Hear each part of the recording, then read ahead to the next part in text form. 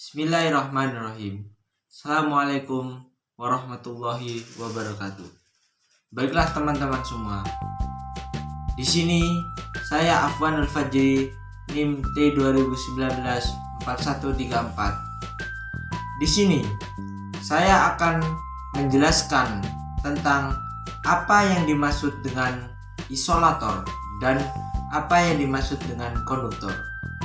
Tujuan saya menjelaskan seperti ini untuk memenuhi tugas mata kuliah IPA, yaitu tentang fisika. Langsung saja, pengertian yang pertama yaitu isolator.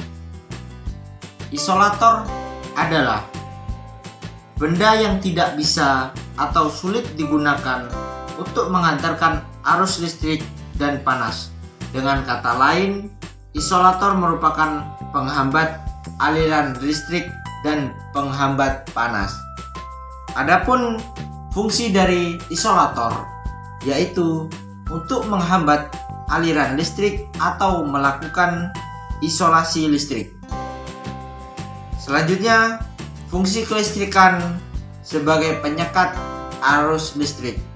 Fungsi mekanik sebagai tempat bertambahnya konduktor sehingga terhindar dari kendala lapangan, misalnya perubahan suhu dan cuaca. Adapun contoh dari isolator yaitu bahannya ada karet. Karet merupakan bahan isolator. Ada plastik. Plastik juga merupakan bahan isolator karena plastik tidak bisa menghantarkan listrik dengan baik. Selanjutnya ada sedotan.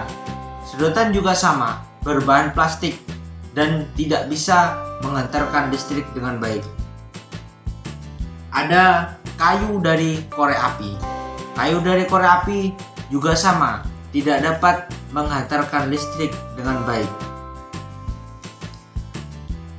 Contoh bahan isolator padat yaitu plastik, karet, kain, dan lain-lain. Contoh bahan isolator cair, minyak, silikon, dan minyak transformator. Contoh isolator gas adalah udara, gas oksida, karbon dioksida, dan sulfur dioksida, dan lain-lain. Adapun selanjutnya yaitu penjelasan tentang konduktor. Konduktor adalah benda atau zat yang memiliki sifat dapat menghantarkan panas atau aliran listrik. Ada banyak sekali bahan konduktor yang utama. Fungsi dari konduktor yaitu sebagai penghantar panas, alat memasak, sebagai penghantar panas untuk menyetrika, sebagai penghantar arus listrik dalam kabel. Contoh dari konduktor yaitu ada sendok. Sendok merupakan bahan konduktor. Kenapa disebut bahan konduktor? Karena sendok dapat menghantarkan listrik dengan baik. Yang kedua, ada gunting. Gunting terbuat dari bahan aluminium, yang mana bahan aluminium ini juga dapat menghantarkan listrik dengan baik. Selanjutnya ada paku. Paku juga terbuat dari besi, yang mana besi merupakan alat penghantar listrik yang baik. Selanjutnya ada obeng. Obeng juga terbuat dari besi, yang mana besi juga penghantar listrik yang baik.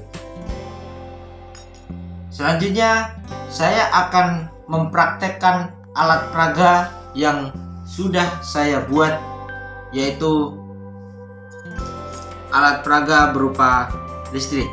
Adapun bahan-bahannya yaitu ada aki, selanjutnya ada kabel, selanjutnya ada isolasi kabel, ada penjepit listrik, dan juga yang utama yaitu ada lampu.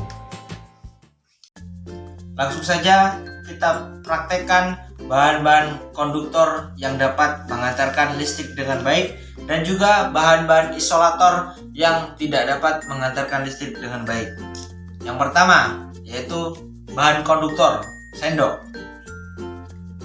Kita coba. Hasilnya, sendok bisa mengantarkan listrik dengan baik. Apa buktinya? Buktinya dengan disambungkan arus listrik kepada sendok bisa mengalirkan listrik dengan baik sehingga bisa menghidupkan lampu pada botol di samping. Selanjutnya ada gunting. Mari kita coba gunting.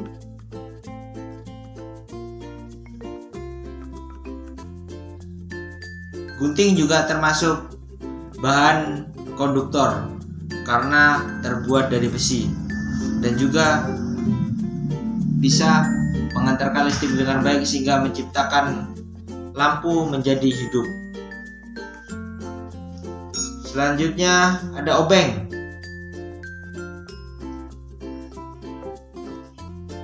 Obeng juga termasuk pengantar listrik yang baik karena arus listrik ketika dialirkan di obeng bisa menghidupkan lampu yang ada di samping saya.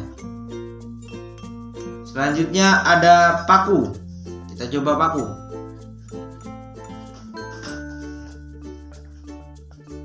Paku juga sama seperti bahan sebelumnya, yaitu sendok, obeng, dan juga gunting.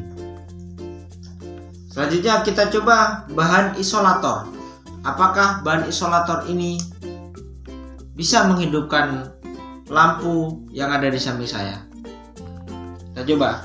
Ternyata bahan isolator tidak bisa menghidupkan lampu yang ada di samping saya karena memang bahan isolator yaitu bahan yang mana memiliki hantaran listrik yang kurang baik, yaitu pengantar listrik yang tidak baik lah. Selanjutnya ada karet. Kita coba karet.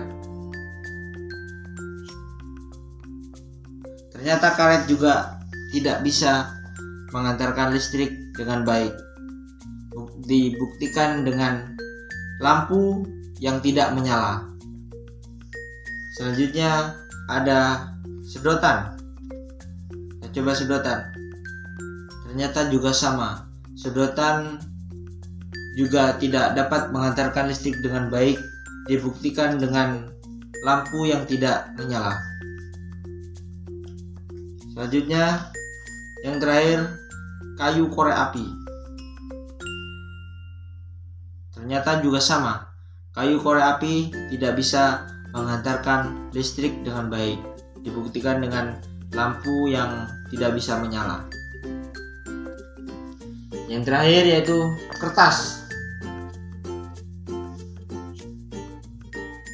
Sama, kertas juga tidak bisa mengantarkan listrik dengan baik. Ya, mungkin ini yang alat peraga ini yang bisa saya sampaikan. Semoga apa yang saya sampaikan tadi bisa bermanfaat bagi teman-teman semua dan bisa teman-teman coba di rumah masing-masing untuk